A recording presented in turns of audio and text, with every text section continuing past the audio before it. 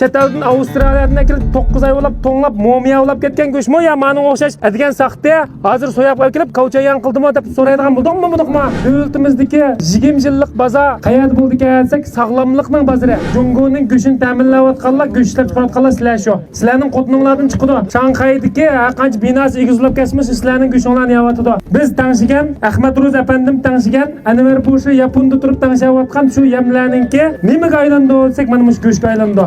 Faoliyat munosabati bilan butun Jongodagi barliq do'stlarga shunday bir kapolatni beramizki, sarxilning yemidan nevsu yo'q, o'riya yo'q. Hamda ma o'riya degan bu yomon narsa emas. Hozir yaksilyapmiz-ku.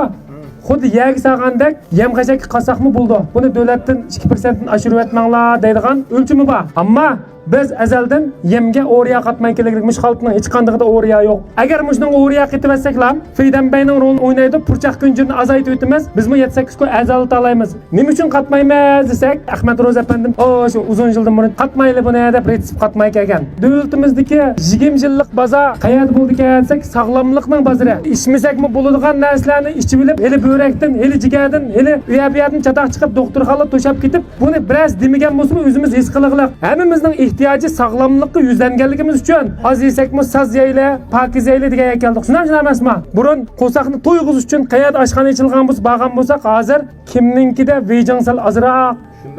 Aning go'shini nereden keldi? Chet eldan Avstraliyadan kelib 9 oy bo'lib to'nglab momiya olib ketgan go'shmi yo ma'ni o'xshash degan saxta hozir so'yab qo'yib kelib kavchayan qildimi deb so'raydigan bo'ldingmi budiqmi?